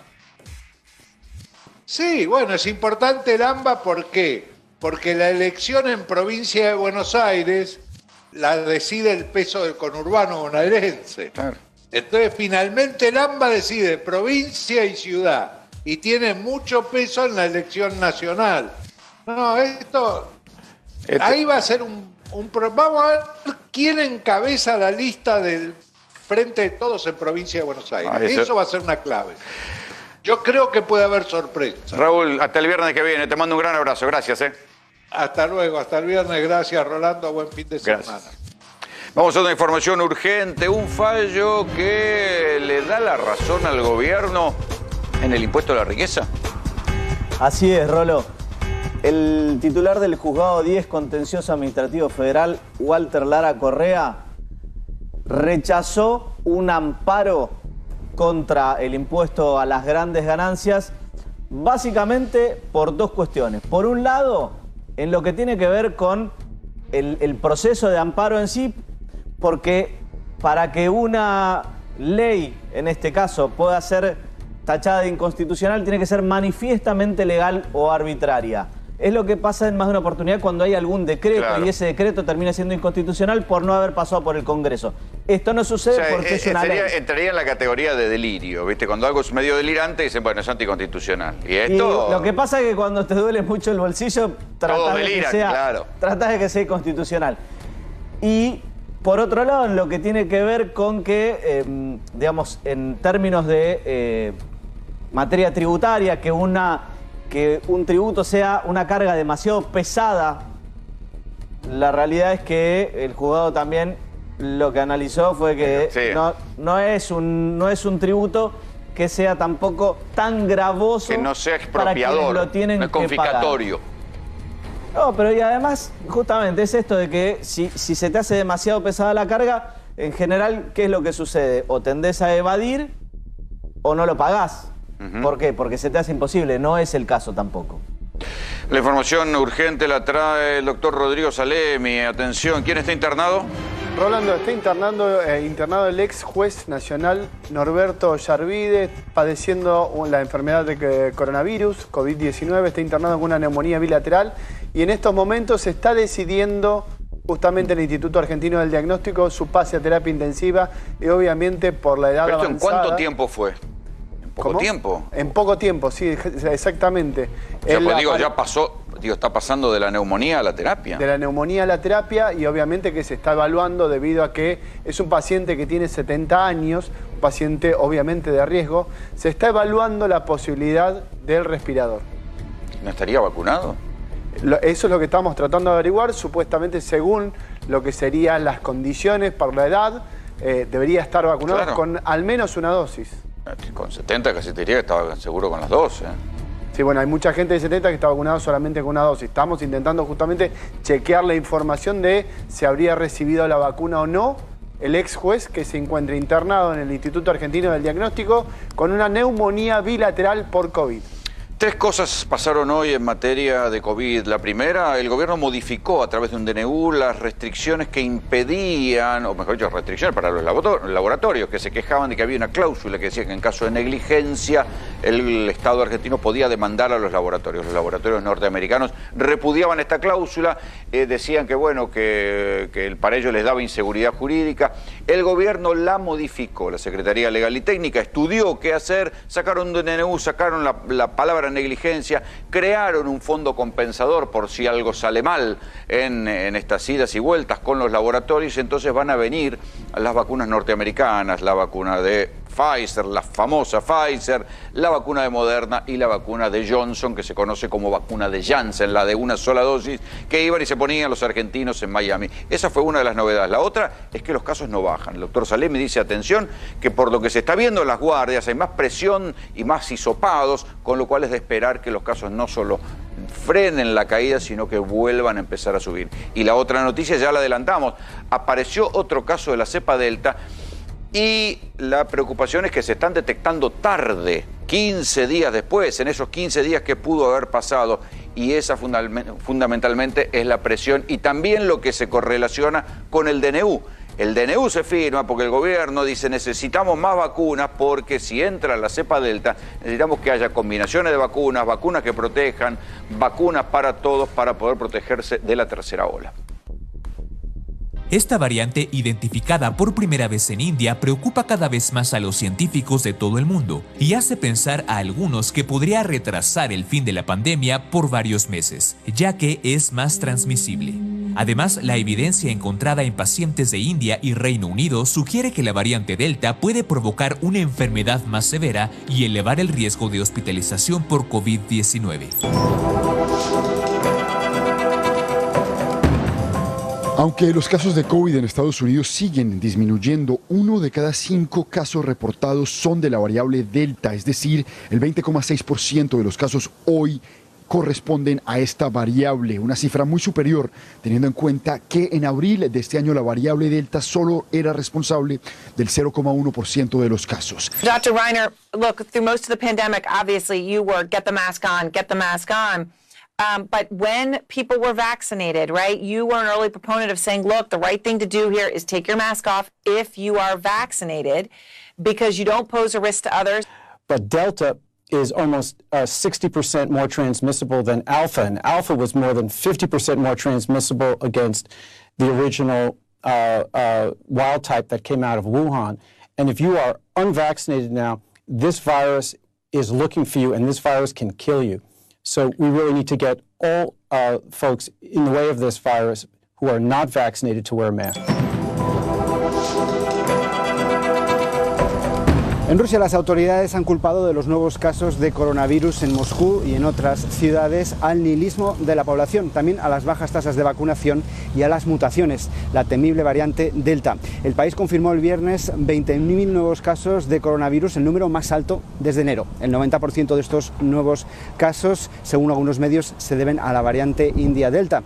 La ciudad de Moscú ha detectado más de 9.000 infecciones en un solo día por coronavirus, un máximo en todo el tiempo de pandemia. El emblemático Teatro de la Ópera de Sydney en silencio. Las bulliciosas calles desiertas. La ciudad decretó un confinamiento de 2 semanas tras registrarse un brote de la contagiosa variante Delta del coronavirus. La situación ha empeorado porque se trataba de una crisis en gran medida evitable y previsible, pero debido a la falta de dosis y a los retrasos en la vacunación, no tenemos capacidad de respuesta a esta nueva situación. ¿Todas las vacunas pierden eficacia, todas o solo algunas? Bueno, acá se ha probado la de Pfizer, que no hay duda que hasta ahora prueba ser una vacuna muy novedosa y muy exitosa, y que teniendo un 53-54% para las variantes anteriores con una dosis, ahora tiene un 33%. Y la de Oxford, que también tiene un 33% con una sola dosis. Cualquier eficacia menor al 54%, al 50% es ineficaz. Es decir, que exponemos a la población vacunada con una sola dosis a la variante Delta, es prácticamente lo mismo que no estar vacunado porque es ineficaz. Siempre hay que ir a los datos. Le agradecemos a la gente de Aeroterra que nos permite hacer estas comparaciones con curvas. Esto es la variable Delta. Esto es Inglaterra, esto es la variable Delta. Vean cómo después de una campaña de vacunación exitosa que había hecho caer los casos, pasan una primavera sin casos y les empieza a subir. Esto es Uruguay. También los casos empiezan a caer. Esto es la Argentina. Habían empezado a caer los casos y vean cómo volvieron a subir. ¿Sí? Entonces, esta es la preocupación hoy. Y lo que decía recién el doctor Salemi, que los casos están volviendo a subir o intuís que van a empezar a volver a subir por la presión que hay en las guardias. Sí, la cantidad de pacientes consultando en la guardia. A ver, no tenemos que hablar de temas de intuición, tenemos que hablar de temas de números reales. Los casos no terminaron de bajar. Estamos por encima de los 20.000 casos diarios, que sería un piso para comenzar una nueva ola con la preocupación de la variante Delta, extremadamente alto, Rolando. A ver, doctor Oscar Atienza, buenas noches. Suba de casos o casos estabilizados altos, como querramos verlo, más cepa Delta, que ya está acá y en algún momento se va a escapar, más frío. Bueno, ¿Va a preocuparse? Claro, era lo que estábamos planteando desde hace tiempo, ¿no? que teníamos que comenzar a limpiar y sacar del medio algunas variables para que no se nos juntaran todas. Y teníamos que hacer caer la curva mucho más abajo de 20.000 casos porque nos llega el invierno, se cierran las ventanas y comienza la infección masiva de gente.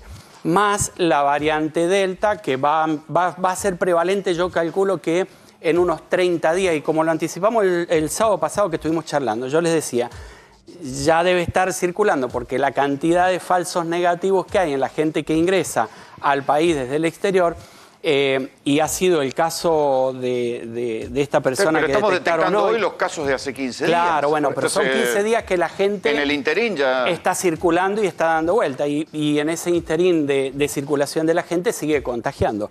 Así que es una variante que se la puede frenar un poquito, pero hay que prepararse para dentro de 30, 40 días que va a ser la variante prevalente. 30, 40 días. Claro, no olvidemos, mira, la primera vez que se detectó la cepa, la variante de Manaus en la Argentina fue el 17 de marzo en un turista cordobés, ¿sí? Eso fue prácticamente ayer, es decir, en muy poquito tiempo la variante de Manaus ya en este momento es casi el 40% del total de los infectados de la Argentina.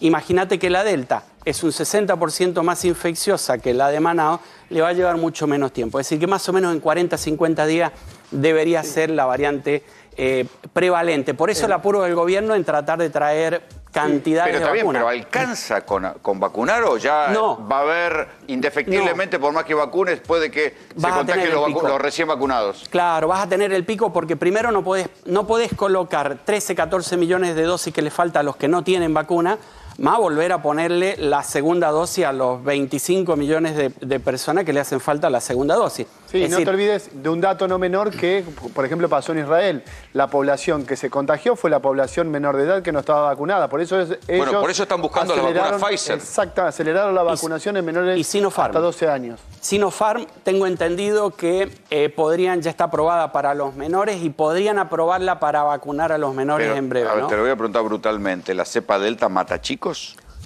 Hasta ahora no. Los enferma y los chicos actúan como transmisores. Pero yo no la dejaría circular mucho en los chicos, porque la variante se adapta a los grupos etarios y puede llegar a producir alguna variante allí que sea un poquito más compleja. Bueno, recordemos que hace un año la cepa original no atacaba a los jóvenes y los jóvenes decían, bueno, a mí no me va a pasar. Bueno, y mira este año la cantidad de muertos, cómo aumentó en la población joven. La variante inglesa, la B117, se adaptó muy bien al joven, al adulto joven y al adolescente. O sea, ¿vos no descartás que haya una mutación que también se termine adaptando a los chicos? Es que cuando lo haces circular al virus y pasa de persona a persona, comienza a mutar. Es decir, ¿cómo se produce una mutación? Si yo estoy enfermo del coronavirus y te contagio a vos, en la copia que se hace, es decir, cuando empieza la replicación en tu persona del virus, siempre hay algún error en el copiado. ¿Sí? De las 30.000 partículas que tiene el virus, siempre en alguna partecita se equivoca. Y depende de dónde se equivoque, es el nivel de mutación o la característica que le da en realidad la mutación, si la hace más infecciosa o más letal. De modo que si uno lo hace circular en grupos etarios un poquito más jóvenes, se puede llegar a adaptar allí perfectamente como lo han hecho otras variantes, ¿no? Fíjate que en la primera etapa de la pandemia eran las personas de más de 65 años los principales afectados. Desde hace ya bastante tiempo, casi 6 meses, el grupo etario prácticamente pasó a ser de más de 25, 30 para arriba, ¿no? Se adaptó muy bien. Y la mutación, el otro problema, y el problema grave que puede generar la mutación es que puede escaparse a la protección que te brindan los anticuerpos, como lo hemos visto, y la protección que te brindan las vacunas. Entonces todo este desarrollo quedaría prácticamente en vano. Hay que tener mucho cuidado con eso, con el tema de las mutaciones por la alta no dejar viral. circular el virus. Claro, es que es fundamental. Porque si no es borrón y cuenta nueva. Vos fíjate que además hay algunas características que son con este virus que a mí me preocupan mucho. Vos fíjate, hay dos variantes que son las que más preocupan. La E480, dos mutaciones, no es variantes, dos mutaciones. La E484K de Sudáfrica, que en un 50% salta los anticuerpos. Y la B117 de Inglaterra, que es más infecciosa. Esas dos mutaciones la tiene la P1. La variante Delta tiene 17 mutaciones. Es El sábado pasado decíamos 13, hoy ya tiene 17 mutaciones. ¿Qué hace cada una de esas mutaciones? Hoy la verdad es que no lo sabemos. ¿Cómo se dan las mutaciones? Y aquí está la cuestión interesante del coronavirus. Eso, ¿o solo en este coronavirus? Y fíjate que no es necesario que venga alguien de Sudáfrica con la variante o con la mutación E484K a la Argentina para que acá tengamos esa variante. Si vos la dejás circular en la Argentina, después de X cantidad de saltos, esa mutación surge naturalmente. Eso es lo peligroso. Por eso es que los países que tienen una alta circulación de virus generan gran cantidad de mutaciones. La India, por ejemplo. ¿Cómo explicas que haya este desfasaje entre la cantidad de vacunas distribuidas y la cantidad de vacunas aplicadas? Yo creo que urgente la Argentina tiene que habilitar lo que llamamos el sistema de atención primaria de la salud para vacunar. Yo creo que hay demasiadas vacunas para pocos centros de vacunación. Es decir, en este momento no estamos utilizando nuestra artillería más grande, que es la de los dispensarios, los centros de atención primaria. No sé por qué. Yo a esta altura los estaría activando, porque si van a llegar 8 millones de dosis, como dicen la semana que viene de Sinopharm, yo no sé con los centros de vacunación que tenemos no va a alcanzar, porque ya tenemos acumuladas 4 millones de vacunas. ¿Por qué hay provincias ineficientes a la hora de vacunar, Rodrigo? La verdad que justamente, a ver, lo que no sabemos es cuál es el motivo por cual las provincias tienen este problema de que supuestamente están llegando. Porque esto no es el gobierno nacional, esto no hay que echarle la culpa a Alberto ni a Bisotti, esto son las provincias. Es un tema fundamentalmente de cada uno de los distritos, la lentitud con que se está llevando la campaña de la vacunación, y hay casos rarísimos que nos ha pasado, que hoy estábamos chequeando la información oficial, como por ejemplo la provincia de La Pampa. Rolando, te voy a decir por qué. La provincia de La Pampa, esto es muy llamativo, tiene 200.902 dosis distribuidas. ¿Sabes cuántas tiene aplicadas? No. 212.187. Oye, ¿cómo es eso? A ver, el monitor público, ahí está. El monitor público de vacunación se creó justamente para dar fidelidad y que los datos sean fidedignos a la hora de ¿Aplicaron más vacunas de las que recibieron? Sí. ¿Me explica, doctor? No, hay cosas que no tienen explicación. ¿Qué tienen? ¿Vacuna propia? ¿Fabrican vacuna? No sabemos, no te olvides que capaz que están contando la ivermectina, capaz que como vacuna, no sé, la verdad que desconozco qué es lo que está pasando en La Pampa, pero bueno. Sí, hay varias provincias que están complicadas y que creo que lo que tienen que hacer es empezar a habilitar mayor cantidad de centros y más teniendo estas vacunas que son fáciles de trasladar, porque las vacunas que hay en la Argentina se las puede trasladar a temperaturas prácticamente ambiente, digamos, con muy poquito frío. Yo dejaría estos centros porque lo que se está utilizando son los centros deportivos, algunos anfiteatros, algunos lugares puntuales para vacunar en cada una de las provincias. Eso yo creo que habría que reservarlo para estas vacunas yanquis que van a llegar, que son que requieren un poquito más de logística, y distribuir en los centros de atención primaria, que es donde llevamos a vacunar a los chicos. También ahí está el tema político. A ver, mostrar grandes centros de vacunación le daba cierta euforia. Sí, bueno, pero ahora hay que vacunar a la gente, dejarse de joder y vacunar a la gente. Ahora hay que aplicar 40 millones de dosis, porque hay que aplicar a las 15 millones de personas que le falta la primera dosis, más 25 millones de segunda dosis. Hay que aplicar 40 millones de dosis. Apurarse. Y se terminó la historia. Hay que abrir todo lo que tengamos disponible. Oscar, gracias por venir. Gracias a ustedes. Algo que está pasando en el mundo del conurbano, ¿no? Cada vez más son las escenas que quedan grabadas de reacción de justicia por mano propia, o ni siquiera justicia por mano propia, sino de autodefensa frente al choreo.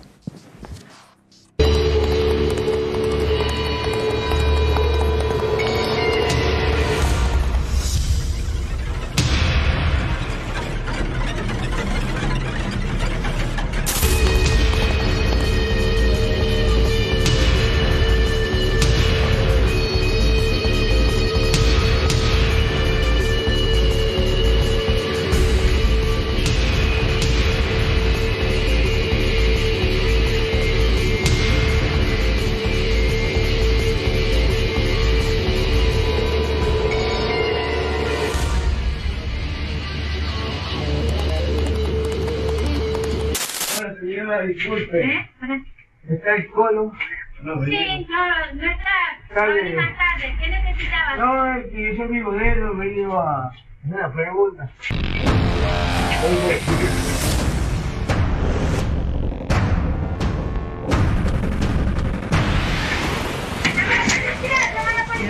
Eso. Mira, tranquilo.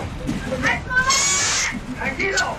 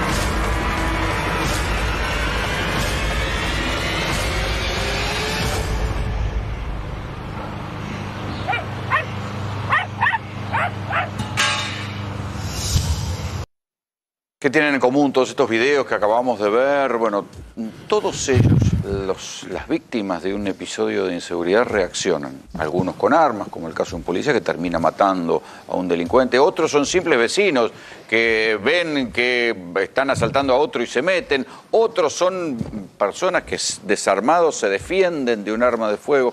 Y esta es una cosa que se empieza a ver más. Frente a la inseguridad, la gente reacciona defendiéndose por sus propias manos, ¿no? No es por ahí justicia por mano propia, porque no intentan hacer justicia, solamente intentan parar lo que le está pasando.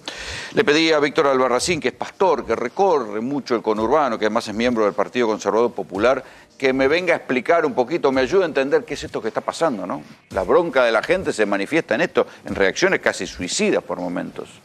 Gracias primero, buenas noches. Gracias por la invitación. Si uno que recorre la provincia de Buenos Aires, el común denominador que tiene esto es el encierro. La gente está mal, pero mal realmente, y reacciona de esta manera. Es algo que el encierro empezó a afectar de tal manera a la sociedad argentina que no solamente con un hecho de robo, hoy te cruzan el auto y se bajan se cagan a trompadas. Y te pegan un tiro, Sí. Vimos esta semana que pasó, el muchacho que le quieren cobrar la cerveza que estaba tomando, se enoja y lo termina matando al almacenero. Entonces, todo esto generó el encierro, generó el malestar, generó el desorden, como decimos nosotros siempre y en el equipo lo estamos diciendo continuamente, y lo dije la vez pasada en el programa, la Argentina necesita un orden, Rolo. Recién escuchaba al doctor la estadística que dio, que en la provincia que dice la estadística que vacunaron más de lo que recibieron. Pero no es solamente esta gestión, es de la gestión anterior. Todo el desorden que viene durante años, que nosotros creo que por eso nos involucramos en esto y estamos haciendo un esfuerzo más, nos involucramos ¿para qué?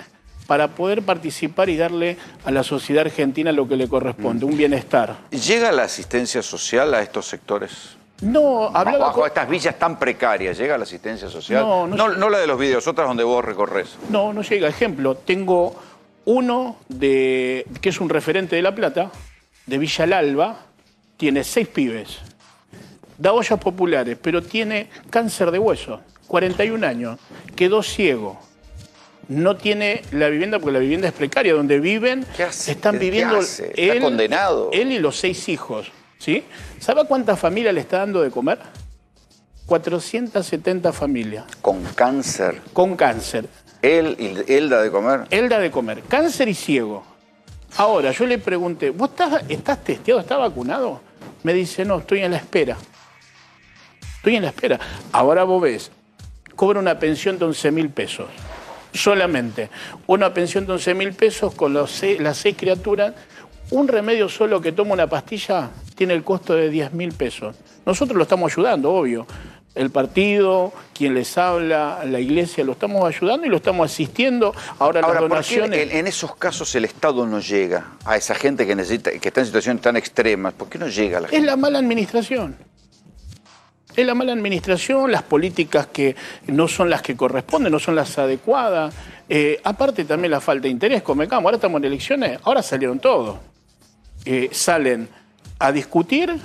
Sí, pero salen a revolear cosas, no es que salen a resolver problemas concretos. No resuelven, Rolo, no resuelven la necesidad de la gente. Por eso tenemos esto, lo que está ocurriendo.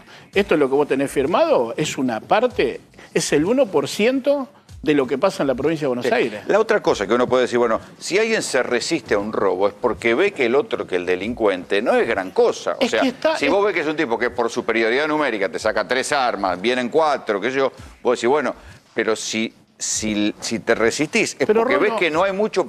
O sea, el tipo tampoco es un gran ladrón. O sea, eso es delito de pobre. A ver, Rolando, nosotros estamos todo el tiempo con los que eran exdelincuentes, que se convirtieron en la iglesia. Si nosotros decimos se convierte, cambian de vida.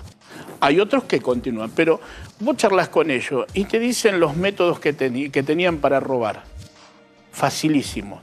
Ahora, en la sociedad argentina ya está cansada, la gente ya no mira, vos ya no mirás si es grande, chico, viene con un arma, ya lo que tenés adentro, vuelvo a repetirte, 2 años de estar encerrado, las vacunas, el testeo, la mentira, que vienen esto... La pobreza, la falta de laburo. La pobreza. ¿Vos te parece que un hombre... encima te vengan a chorear. Pero encima te vienen a robar. ¿Vos te parece que una persona con cáncer ciego gane 11.000 pesos?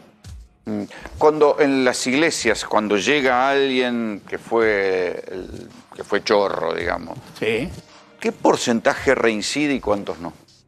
Mirá, nosotros recorremos las cárceles. No sé si entraron alguna vez los políticos que tanto hablan. La gestión anterior, si entraron a la unidad 24. Florencio Varela, Complejo Varela. Las 4 que hay.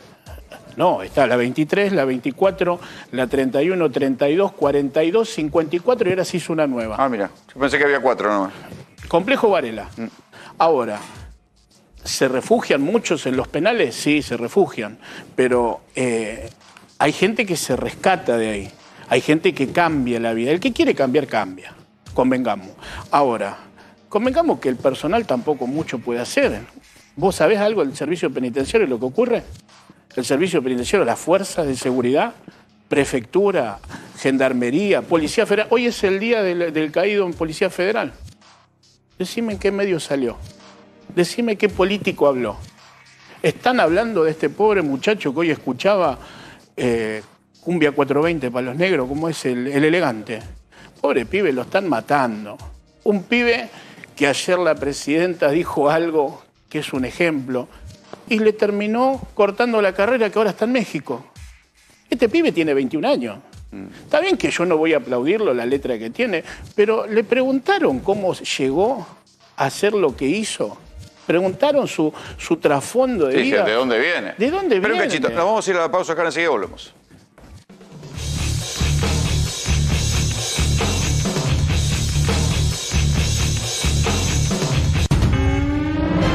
Con esta información urgente porque el Ministerio de Salud dio a conocer la cantidad de muertes que hubo en el año 2020 y ahora sí se sabe efectivamente cuánta gente mató el COVID en proporción a lo que era el promedio de muertes en la Argentina. Rodrigo.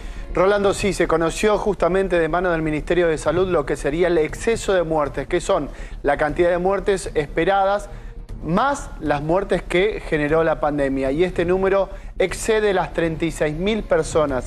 Ahora se va a desglosar si esas muertes fueron justamente por COVID o por otra causa. Claro, pero acordate que lo que se decía era que si se mueren por COVID, los que antes se morían de gripe. No, hay un exceso de 36.000 muertes. O sea que en la suma total, ese es lo que provocó el COVID en la Argentina el año pasado. Exactamente, 36.306 personas más fallecieron en el 2020 que años anteriores.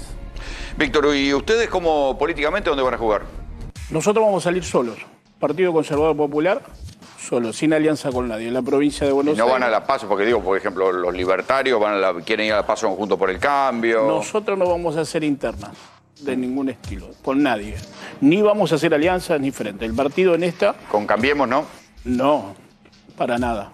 ¿Y con el peronismo? Con el peronismo somos primos, hermanos y muy amigos. Con los peronistas, muy amigos. Estamos en charlas, pero no vamos a hacer ningún tipo de alianza. El Partido Conservador Popular solo en las 2021. 23 se verá. Gracias por venir. Gracias por invitarme.